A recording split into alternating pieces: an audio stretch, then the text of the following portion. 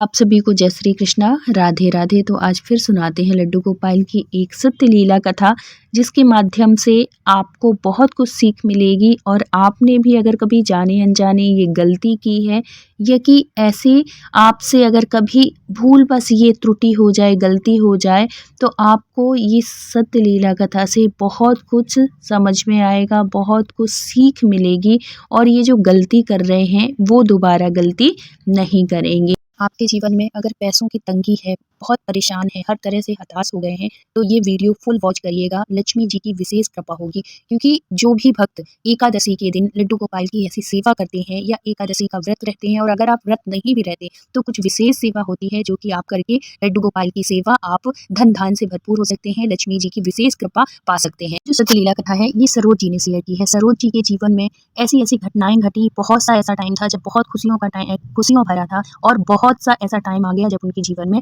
परेशानियां शुरू हो गई। किस गलती की वजह से हुई और किस वजह से उनके जीवन में खुशियां आई, ये सुनेंगे आप। तो ये जो सरोज जी थी, पहले जब लड्डू गोपाल की सेवा नहीं करती थी, जब उनके घर में लड्डू गोपाल नहीं आए थे, उससे पहले जो इनकी जो लाइफ थी वो बहुत स्ट्रगल वाली थी, बहुत परेशानियों से भरी थी। लेकिन जब से कहती हैं कि जब से लड्डू गोपाल की सेवा स्वीकार की है, तब से उनके जीवन ही परिवर्तित हो गया है। क्या होता है कि ये जहाँ ऑफिस जाती है, तो ऑफिस में इनकी एक फ्रेंड है जो कि लड्डू गोपाल की भक्त है, लड्डू गोपाल की सेवा करती है। वो हमेशा लड्डू गोपाल की बातें बताती रहती थी। कई बार उनसे बोला कि चलना मेरे कन्हैया को देखने के लिए, कभी देखना, बहुत अच्छा लगेगा, बहुत सुंदर, मतलब उनकी सेवा करो तो बहुत खुशी मिलती है। जीवन की हर परेशानी से हमें उससे छुटकारा मिलता है और एक शांति सी मिलती है भगवान की सेवा करने से। जो तुम इतना परेशान रहती हो ना, इतना हताश सी रहती हो, इतना परेशानी से जूझ रही हो, तो मेरी मानो तो तुम भी लड्डू गोपाल की सेवा शुरू कर दो। तो वो कहते हैं कि यार मैं कैसे कर पाऊंगी, मुझे तो ऑफिस भी आना होता है, और मैंने सुना है उनकी जो सेवा है वो तो कठिन है, उनकी 3 टाइम भोग लगाओ, फिर उनके बहुत ध्यान रखना पड़ता है। तो वो बोली देखो, वो भगवान है, वो सब समझते हैं, हर परेशानी का हल भी है। अगर तुम चाहो भगवान की सेवा करना, अगर तुम्हारी इच्छा है, देखो ये भगवान की सेवा करना ना जबरदस्ती वाली बात नहीं होती कि मैं कह दूंगा आज और तुम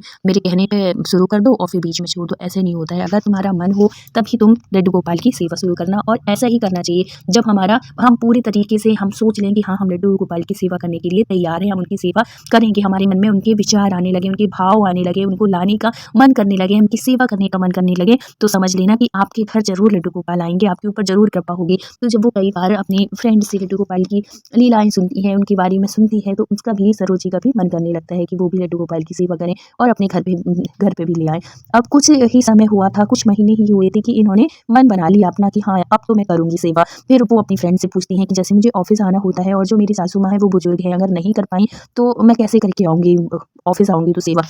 फिर वो बता देती है कि देखो सुबह तो तुम ऑफिस के लिए जो भी लंच बनाती हो, पहली बात तो जब लड्डू गोपाल को लाना हो तो अपने आप को बिल्कुल सात्विक बना लो। ये नहीं कि हम भगवान को विराजित किए हैं और फिर हम सारी चीज़ें खा रहे हैं, मांस मच्छी अंडा सब खा रहे हैं, लहसुन प्याज। तो अगर ये सब चीज़ छोड़ना हो तो फिर लड्डू गोपाल की सेवा करो, नहीं तो कोई मतलब नहीं है, भगवान सेवा बिल्कुल स्वीकार नहीं करेंगे। तो वो तो वैसे ही लहसुन प्याज खाती थी, लेकिन ये सब मीट मच्छी बिल्कुल भी नहीं खाती थी। लहसुन प्याज उनके घर में बनता था, लेकिन वो कह देती है कि हाँ ठीक है, अब मैंने सोच लिया है, मैं भी लड्डू गोपाल की सेवा करूंगी और लहसुन प्याज मैं भी छोड़ सकती हूँ। जब तुम छोड़ सकती हो, तुम तो कितना खाती थी बाहर का खाना, सब कुछ, इतना पार्टी होती थी, लेकिन एकदम से लड्डू गोपाल की सेवा जब से तुम करने लगी, तुम एकदम से सब कुछ छोड़ दिया है ना, तो पार्टी में जाती भी हो तो कभी कुछ खाती नहीं हो रही है। जब तुम छोड़ सकती हो तो मैं भी छोड़ सकती हूँ और मैं भी लहसुन प्याज छोड़ दूंगी। ऐसे जब वो कहती है तो जो फ्रेंड थी वो बहुत खुश हो जाती है और कहती है कि अब तो ले आओ तुम और है तो जब ऑफिस के लिए अपने लिए बनाना टिफिन बनाना, तो भगवान के लिए भी उनका भोग लगा देना और थोड़ी सा दोपहर के लिए भगवान के पास टिफिन में रखाया करो, तुलसी पत्र डाल के उनसे बोल दिया करो कि भगवान ये हमारा ये भोग है आपका दोपहर का, इसको स्वीकार करो। ऐसे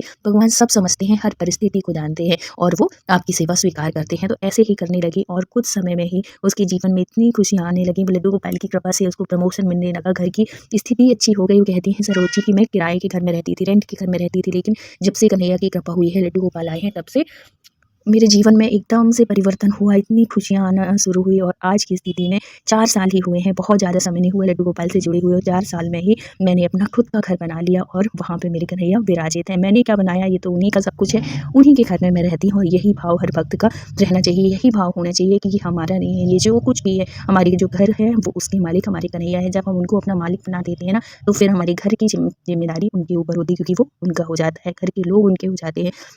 अब क्या होता है कि इतनी सारी खुशियाँ चल रही थी, सब कुछ हो रहा था, ठीक है। तभी ये जो है सरोज जी हैं, ये एकादशी का व्रत नहीं करती थी, लड्डू गोपाल की सेवा करती थी, सब कुछ था। लेकिन ये सुनती हैं अपनी फ्रेंड से एक बार और कि ये एकादशी का व्रत भी करती है, तो उसका भी देखो ये सब चीज़ें ना, जब हम अच्छे लोगों से जुड़ते हैं तो हमें अच्छी-अच्छी बातें भी पता चलती हैं। हम कहते हैं ना, संगत का बहुत असर होता है, संगत का असर सच में होता है। अगर हमारी संगत अच्छी है तो हमारे जीवन में अच्छे विचार आएँगे, अच्छी-अच्छी चीज़ें होंगी, अच्छे लोगों से हम जुड़ेंगे। लेकिन अगर गलत लोगों का साथ है तो हम अच्छे होने के बाद भी गलत राह में चले जाते हैं। इसलिए कहते हैं कि हमारे जीवन में अच्छे लोगों का होना बहुत ज़रूरी होता है, अच्छे दोस्त होना बहुत ज़रूरी होता है, जो कि हमें सद्मार्ग की तरफ ले जाएँ।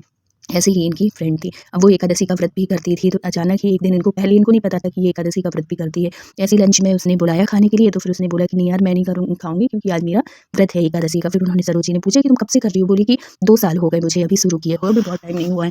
उनका भी मन करता है कि मैं भी एकादशी का व्रत करूँ। अब वो एकादशी का व्रत शुरू कर देती है। इनको एकादशी 8-10 एकादशी ये रह लेती हैं। उसके बाद ये आती है ये विजया एकादशी, जो कि फाल्गुन में आती है। और उस टाइम पे क्या होता है कि जो घर की जो तुलसी होती है, क्योंकि ठंड का मौसम रहता है, इससे पहले ठंड में ये हमारे घर की सारी तुलसी जो होती है ना, वो सूख जाती हैं। और एकादशी में तुलसी का बहुत महत्व होता है। हमारे कन्हैया तुलसी से बहुत खुश होते हैं।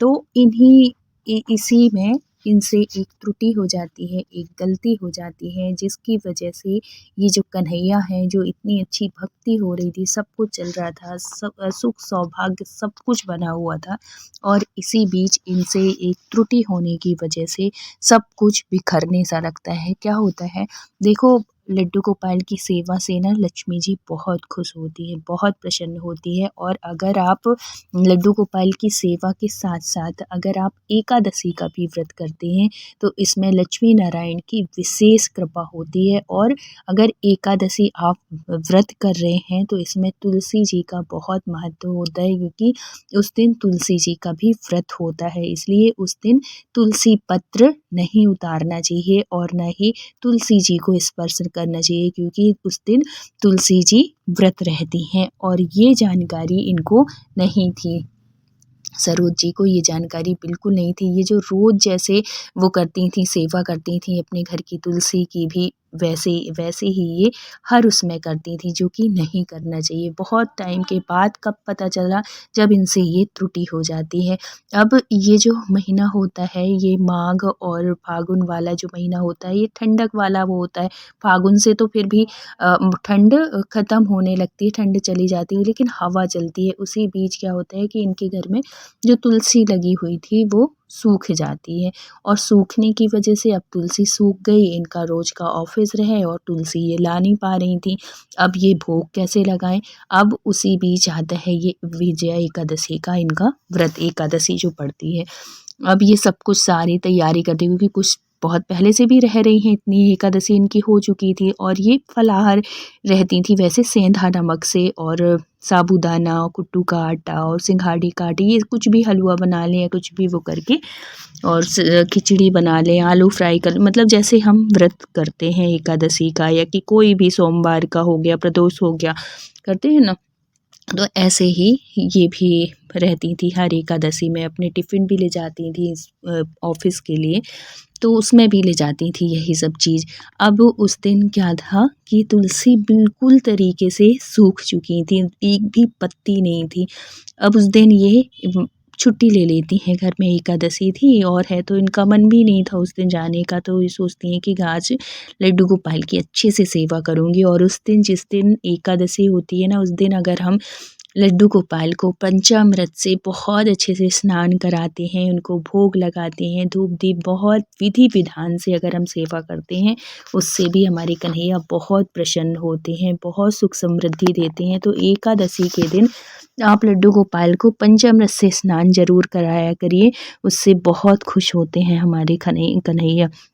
वो सब कुछ किया उन्होंने, सरोज जी ने लड्डू गोपाल की सेवा की, सब कुछ किया, लेकिन एक गलती इनसे ये हो गई, जिसकी वजह से सब कुछ वो होने लगा। उस दिन इनके जो कन्हैया है, इतना सारा सब कुछ इन्होंने बनाया हुआ था, लेकिन उन्होंने कुछ भी भोग नहीं लगाया, भूखे रह गए उनके कन्हैया जो थे पूरी रात। मतलब वैसे ही व्रत में इन्होंने कुछ बनाया नहीं, भोग भी नहीं, भोग लगा फल फूल का, लेकिन ना तो फल-फूल स्वीकार किए और ना जो इतना सारा भोग बनाया हुआ था इन्होंने ये स्वीकार किए। एक गलती की वजह से पूरे टाइम पूरा दिन इन्होंने ये भूखे रहे, बल्कि कुछ दिनों तक लड्डू गोपाल उनके घर के भूखे रहते। और ऐसा नहीं है, सरोज जी रोज भोग लगाती थी, डेली नियम से जैसे सेवा कर रही थी वैसे ही कर रही थी, लेकिन इनसे एक त्रुटि हो रही थी जो कि जिस चीज़ में ये अनजान थी। इनको बिल्कुल भी एहसास नहीं था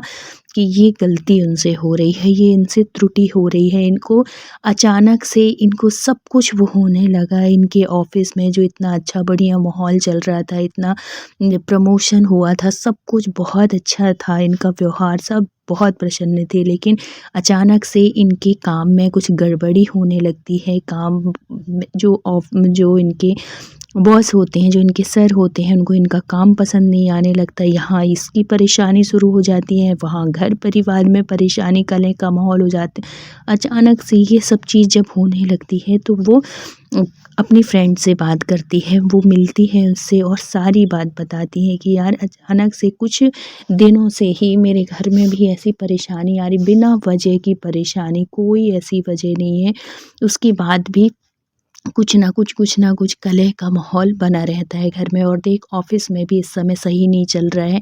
मैं इतने अच्छे से काम कर रही हूँ, पहले की ही तरह मैं सारी ज़िम्मेदारी से काम करती हूँ, लेकिन उसके बाद भी ऐसी गलती हो जाती है, ऐसी वो हो जा रही है जिसकी वजह से मुझे डाँट पड़ रही है। और काम जो इतना अच्छा चल रहा था कुछ भी वो नहीं हो रहा है। और आजकल मैं इतने अच्छे से सेवा कर रही हूँ, सब कुछ वो भाव मुझे कन्हैया से नहीं मिल रहा है। कुछ तो जैसा है जो कि गलत हो रहा है, मुझे समझ में नहीं आ रहा है। तो वो उसकी फ्रेंड कहती है कि परेशान मत हो, कन्हैया को सब कुछ ठीक कर देंगे, कुछ गलती तो नहीं हो रही है तेरे से सेवा में।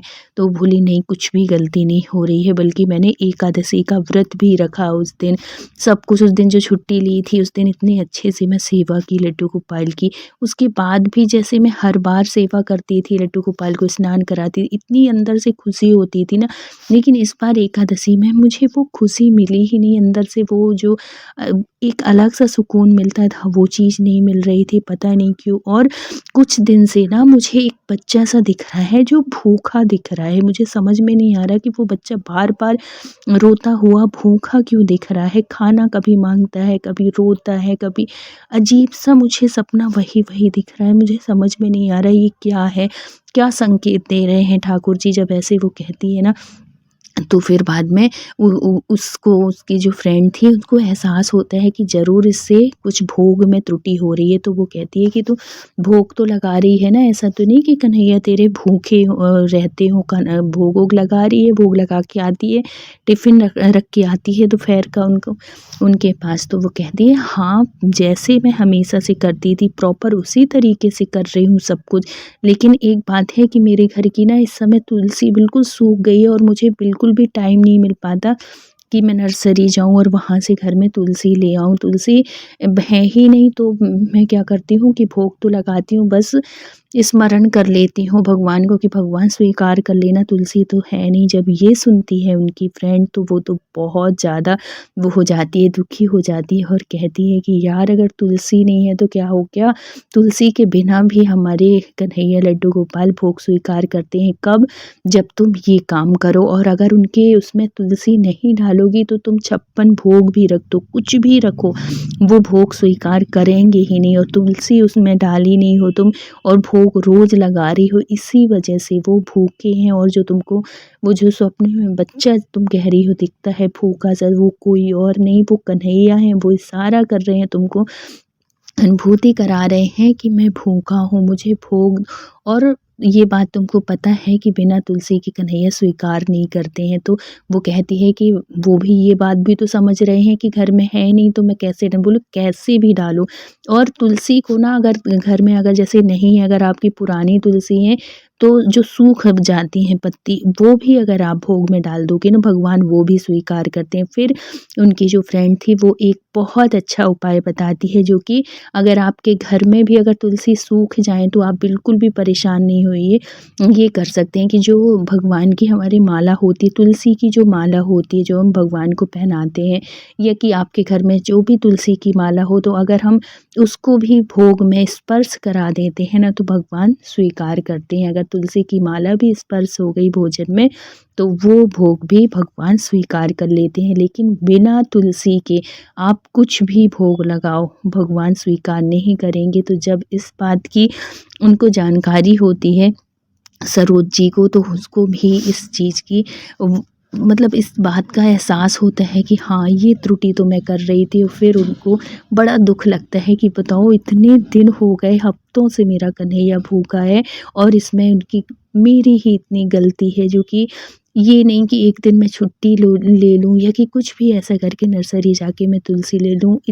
ये पता था कि भगवान को तुलसी बहुत पसंद है, लेकिन ये बिल्कुल भी मुझे ये नहीं था कि अगर तुलसी नहीं डालेगी तो भगवान भोग स्वीकार नहीं करेंगे। तो जाती हैं अपने कन्हैया के पास अपने मंदिर में, और उनसे माफ़ी मांगती हैं और कहती हैं कि कन्हैया, मेरे से अनजानवश ये गलती हुई है, अनजानवश ये त्रुटि हुई है, मेरी भूल को माफ़ करो। अब ये गलती दोबारा कभी नहीं होगी, और मेरी भूल को माफ़ करो और मेरी पूजा पहले जैसे ही स्वीकार करने लगो, और आज से ये गलती कभी नहीं करूँगी। मैं अगर तुलसी नहीं हूँ, वैसे मैं पूरी कोशिश करूँगी कि घर में हमेशा तुलसी रहे। और ये बात भी आप वो कर लीजिए कि घर में तुलसी का रहना बहुत ज़रूरी है। तुलसी लक्ष्मी का रूप होती है। जिस घर में तुलसी रहती है, तुलसी हरी भरी रहती है, उसके घर में हमेशा सुख समृद्धि बनी रहती है, और कन्हैया जी हमेशा खुश रहते हैं उस घर से, उस घर वालों से। इसलिए तुलसी अगर सूखने लगे ना, आप दूसरी ले आइए, नई ले आइए। और बहुत महंगी तुलसी नहीं आती, इसलिए अपने घर में 2-4 पौधे तुलसी के ज़रूर लगा के रखा करिए, क्योंकि ये जो ठंड का मौसम होता है ना, इसमें हर घर की तुलसी सूखती हैं। तो जब सूखने लगे, उससे पहले आप नई तुलसी लगा लीजिए, जिसमें कि आपके घर में एक दिन भी ऐसा ना हो कि कन्हैया के बिना तुलसी के भोग लगे। और अगर तुलसी नहीं है, कभी-कभी ऐसा होता है कि संडे हो जाता है, इतवार को, रविवार को नहीं उतारते ना तुलसी, बुधवार को भी, एकादशी को भी, तो आप अगर भूल जाएँ, एक दिन पहले ना उतार पाएँ, ना तोड़ पाएँ, तो आप तुलसी माला से भी स्पर्श करा के भगवान को भोग लगा सकते हैं। इससे हमारे लड्डू गोपाल बहुत खुश होते हैं, और साथ में महालक्ष्मी भी प्रसन्न होती हैं, क्योंकि घर में अगर तुलसी का वास है तो समझो कि साक्षात लक्ष्मी जी विराजित हैं आपके घर में। तो ये करके आप भगवान को, अपने कन्हैया को प्रसन्न कर सकती हैं। तो जब कन्हैया से माफ़ी मांगती हैं सरोज जी, तो उनके कन्हैया, देखो कन्हैया हमारे बहुत दिनों तक अपने भक्तों से नाराज़ नहीं रहते। कुछ दिन में ही उनको सारी अनुभूतियाँ होने लगती हैं, और वो जो बच्चा दिख रहा था, वो उसका स्वप्न बंद हो जाता है, क्योंकि वो जो स्वप्न का बच्चा था वो कोई और नहीं, ये हमारे ठाकुर जी, हमारे कन्हैया ही हैं, जो कि हम भक्तों को जो अनजानबूझ ऐसी त्रुटियाँ कर देते हैं, तो उससे हमें ऐसे ही अनुभूति कराते हैं, अनुभव कराते हैं, जिससे हम ये गलती ना करें, दोबारा गलती ना करें। और जो ठाकुर जी हैं ना, हमारे जो लड्डू गोपाल हैं, वो किसी न किसी माध्यम से ये जानकारी हम तक ज़रूर पहुंचाते हैं, क्योंकि वो बहुत दयालु हैं, अपने भक्तों से ज़्यादा दिन तक रुष्ट नहीं रहते। तो एकादशी में अगर आपके पास तुलसी नहीं है, और अगर आप भगवान को भोग नहीं लगा पा रहे हैं, तुलसी डाल नहीं पा रहे हैं, तो आपके घर में अगर तुलसी माला है, आप उसका भी स्पर्श करा सकते हैं और भगवान को भोग लगा सकते हैं। लेकिन बिना तुलसी के आप भोग बिल्कुल भी मत लगाइए। एकादशी में तुलसी का बहुत महत्व होता है, और वैसे भी लड्डू गोपाल की सेवा में तुलसी का बहुत महत्व है। तो इस बात का विशेष ध्यान रखिए। तो अगर वीडियो अच्छा लगा हो तो please like, share and subscribe करिएगा। मिलते हैं फिर सत्य घटना के साथ। जब तक अपना ख्याल रखिए, अपनों का ख्याल रखिए। राधे राधे।